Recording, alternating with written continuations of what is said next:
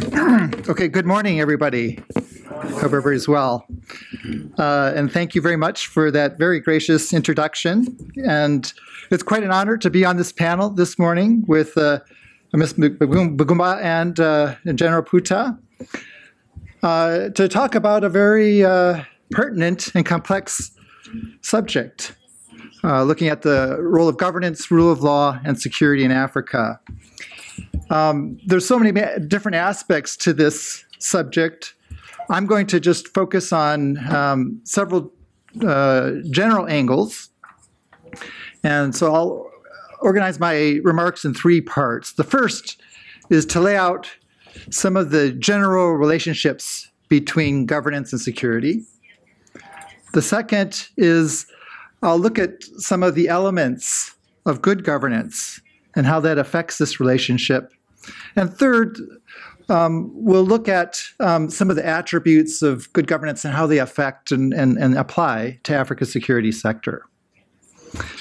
All right, so to begin, let's see if we can get this going. Okay, I want to take us back to the year 1339 in Siena, northern Italy.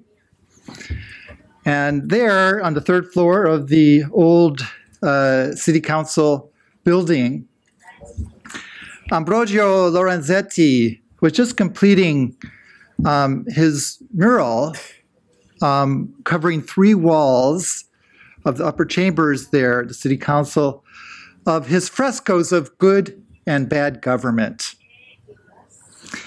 And in these murals, he had 6 panels showing his depiction of the effects of good and bad governance in the city and in the country. And we're on the, well, we've got our slides mixed up here. So what he's showing are the effects of good governance, and in the countryside he'll have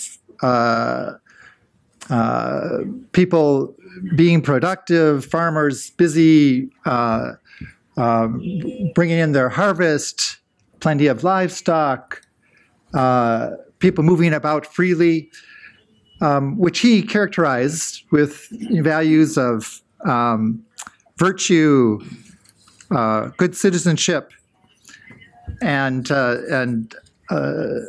public serviceness. In his depiction of bad governance, so there's our characterization of countryside with good governance. In the depiction of the countryside under bad governance, you can see a much darker depiction of the outcome.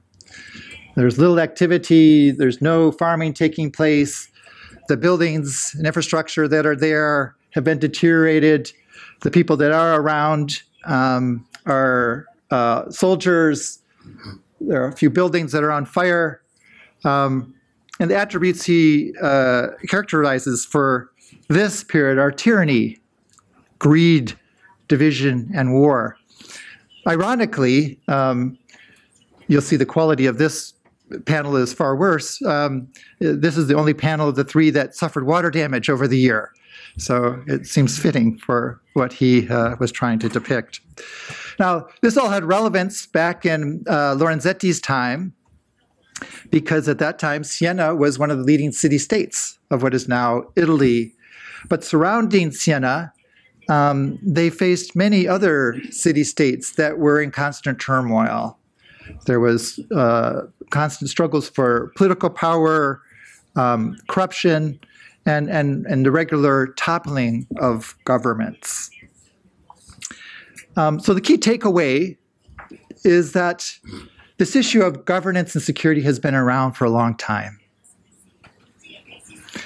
And it continues to be relevant today. We fast forward 700 years, and you look at any of the conflicts that we see in Africa or around the world, and the issue of governance regularly comes up. Indeed, I think Kofi Annan captured this very succinctly when he said, healthy societies rest on three pillars: peace and security, sustainable development, and human rights and the rule of law. Many states today believe they can have the first two without the third. They are wrong. And Mr. Annan's observation is supported by a lot of cross-national analysis. If we look at some maps of Africa, looking at maps of governance and comparing to that maps of conflict, we see some striking patterns. In much of central, northern, and the Horn of Africa, we have seen a persistence of autocratic government. There on the panel on the right. And this overlaps quite closely with the occurrence and the intensity of conflict on the continent today. This complementarity underscores the important role that politics and the political dimensions of conflict in Africa today. Statistically, some analysis by the World Bank shows that countries with good governance have a 30 to 45% lower probability of conflict over the next 5 years than countries with poorer governance. Similar patterns are seen with regards to population displacement on the continent. Here, we see countries that have had the most displacement on the continent, and in fact, 71% of Africa's 18.5 million displaced people are from 5 countries on the continent: Sudan, South Sudan, Somalia, Nigeria, and the Democratic Republic of Congo. Each of these 5 countries is experiencing serious conflict. Moreover, if you look at the top 10 countries of origin for population displacement in Africa, 9 of the 10 are autocratically governed. Similar relationships are seen for corruption. Here's a scatter plot of countries developed by the Carnegie Endowment for International Peace.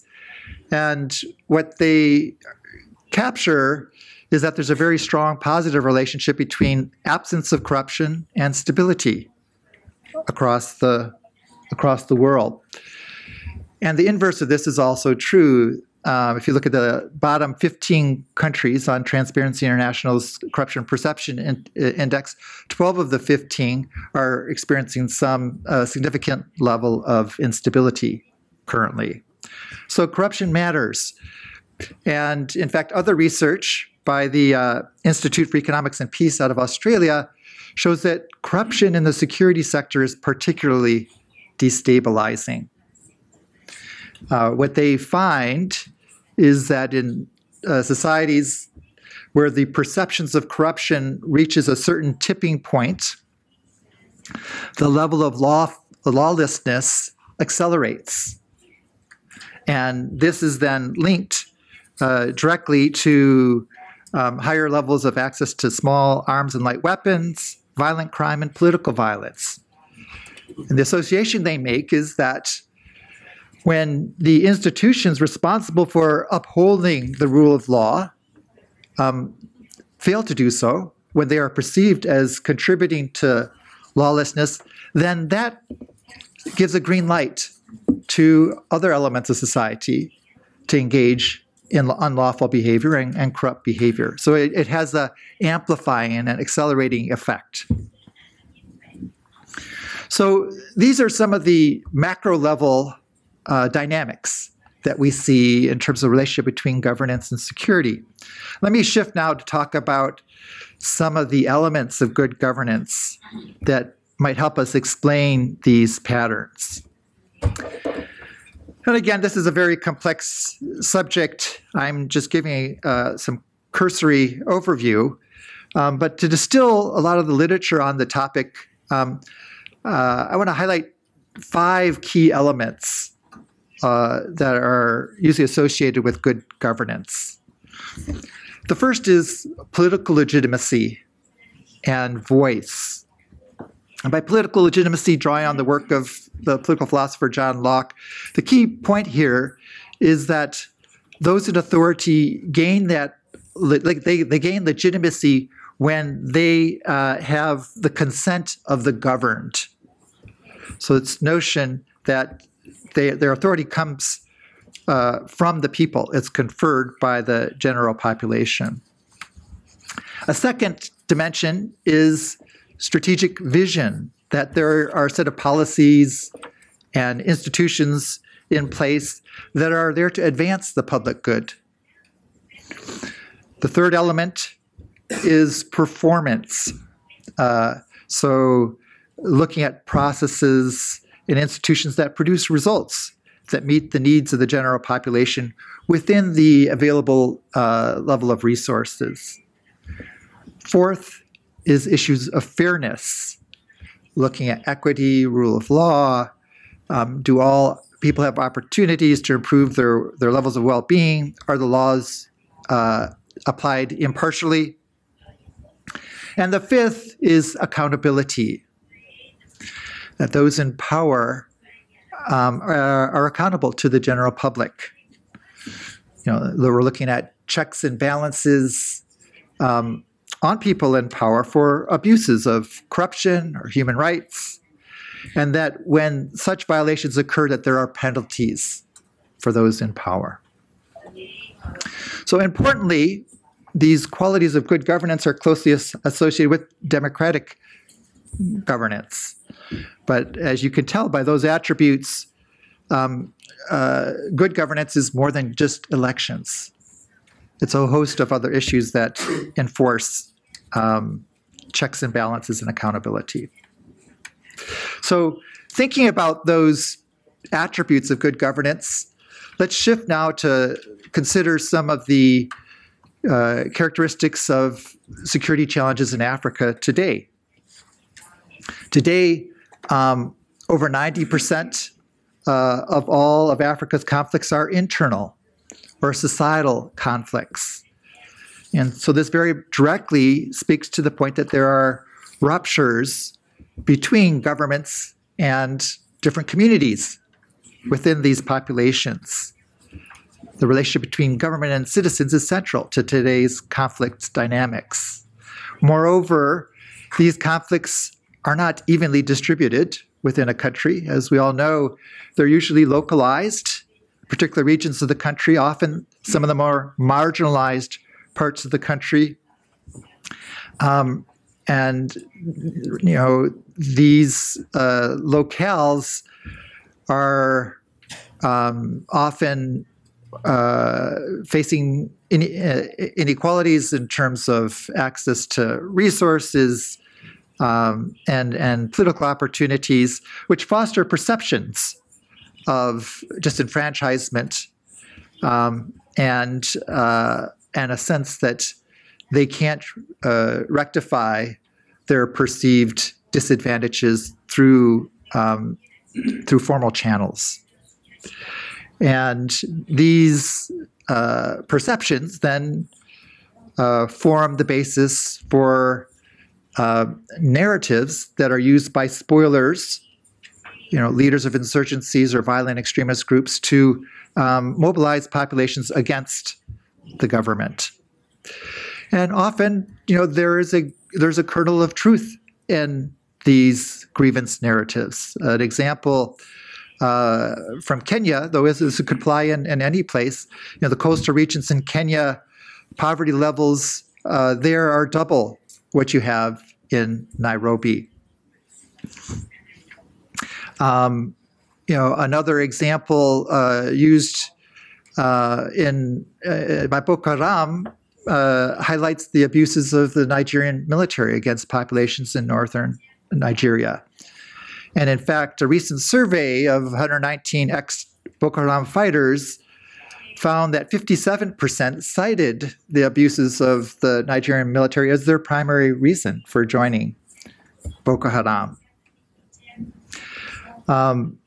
Other cross-national work done by the RAND Corporation, looking at the experience of counterinsurgency operations across 25 different experiences, and looking at the attributes that contributed to successful counterinsurgency, found that political legitimacy was the single most important factor for successful counterinsurgency.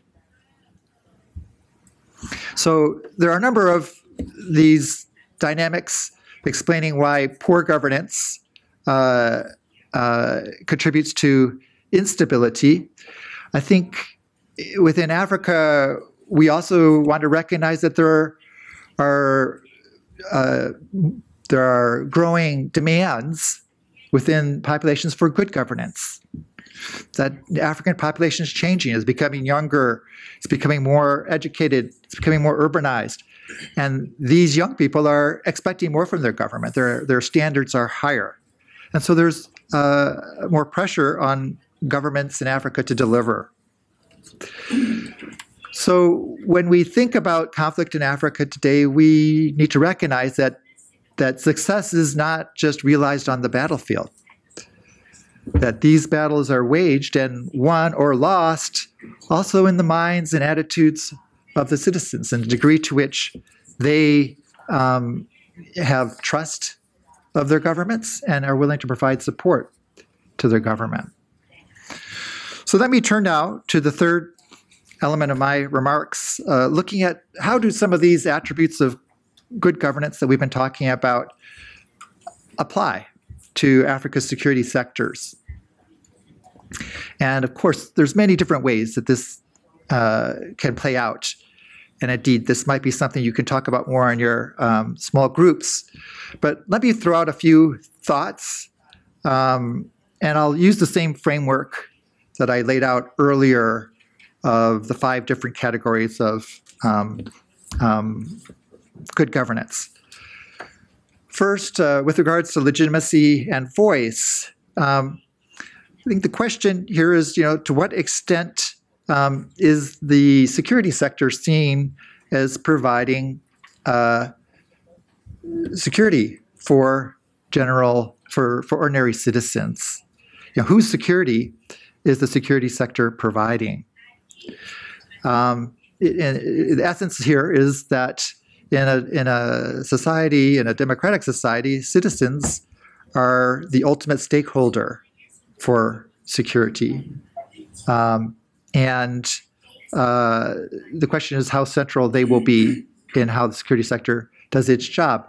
The Armée Nationale in Senegal is a good example of how an African army has intentionally undertaken initiatives with community, dealing with infrastructure, environmental protection, national service, to help improve the lives of ordinary citizens, and in the process, developing a deep well of support and trust and respect within those communities. On the second element that I mentioned, strategic vision, this applies to the security sector when we think about national security strategies. To what extent are these national security strategies embedded within the broader goals of society, so that they have meaning, that there's a purpose for that security in the minds and purposes of everyday citizens. Here, I think Sierra Leone, in its reform process of the 2000s, was very active in seeking community engagement to inform its national security strategy. And that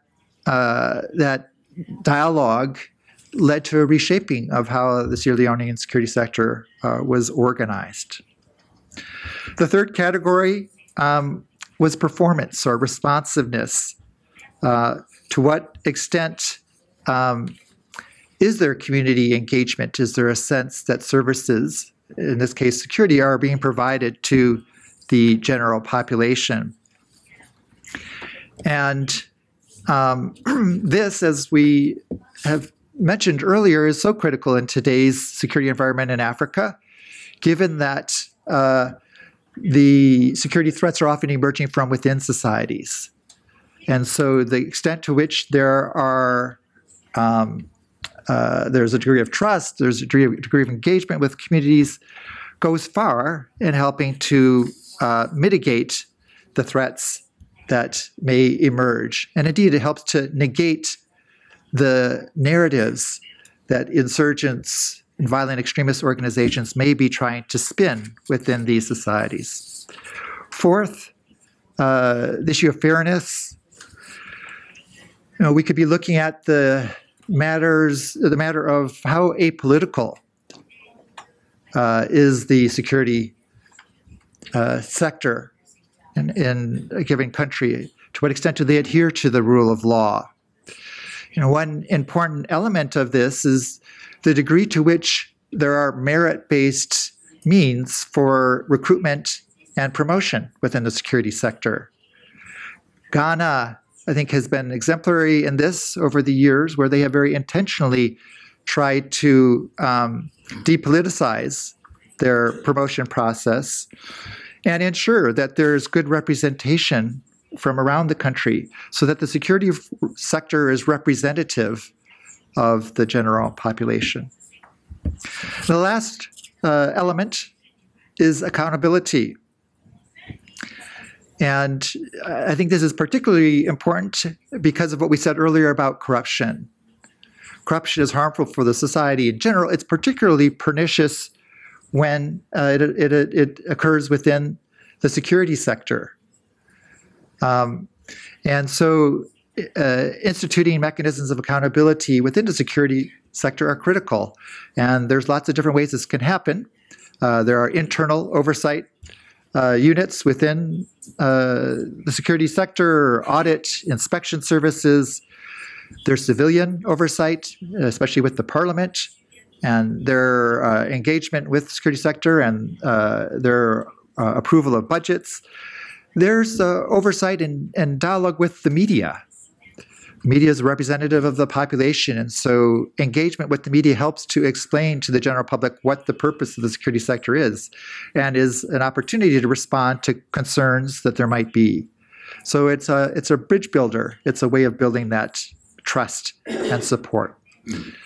So in sum, there are many different ways that governance contributes to security. And just as we saw 700 years ago in Siena, Italy, good governance isn't just a noble goal. It's also the key to being effective in today's security environment in Africa. So thank you very much, and look forward to following up the discussion in the question and answer. Thank you.